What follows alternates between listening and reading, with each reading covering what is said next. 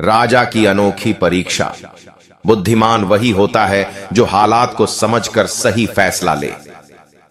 क्या होगा अगर एक राजा मंत्री चुनने के लिए एक अनोखी परीक्षा रखे? क्या ताकतवर योद्धा जीतेगा? क्या सोने चांदी से लदा व्यापारी पास होगा? या फिर एक गरीब लेकिन समझदार किसान सबको पीछे छोड़ देगा? आज की कहानी में आपको मिलेगी एक शानदार सीख जो आपकी जिंदगी बदल सकती है। तो देखिए राजा की अनोखी परीक्षा और जानिए बुद्धिमानी का असली राज। आइए देखते हैं आज की कहानी से क्या शिक्षा मिलती है। बहुत समय पहले की बात है। एक राज्य में एक बुद्धिमान और न्यायप्रिय राजा राज करता था।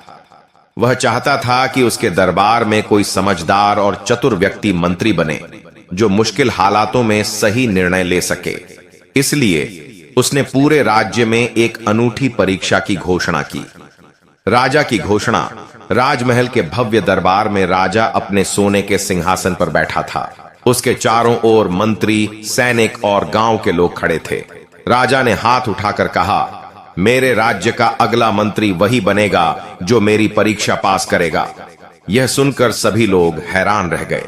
पूरे राज्य में यह खबर फैल गई और जल्द ही 3 प्रतियोगी राजा के दरबार में पहुंचे। 3 प्रतियोगियों की एंट्री। राजा के सामने 3 अलग अलग व्यक्तित्व वाले व्यक्ति खड़े थे।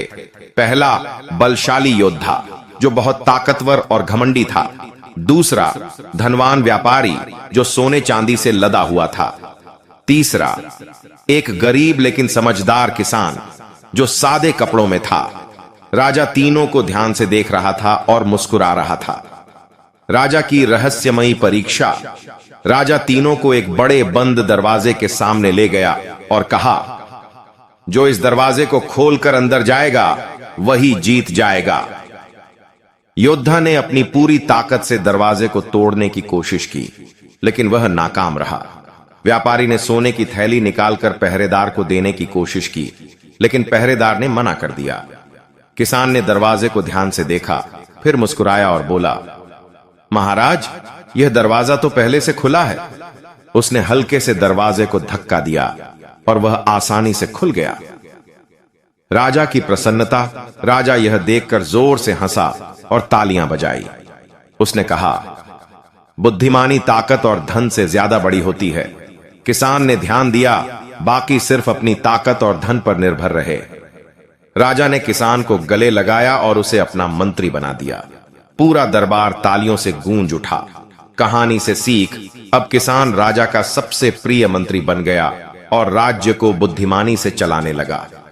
इस कहानी से हमें यह सीख मिलती है कि असली ताकत ना तो दौलत में होती है और ना ही शारीरिक शक्ति में, बल्कि हमारे दिमाग और समझदारी में होती है। अगर आपको यह कहानी पसंद आई तो लाइक करें, कमेंट में अपनी राय दें और चैनल को सब्सक्राइब करें। अगली कहानी में फिर मिलेंगे एक नई सीख के साथ।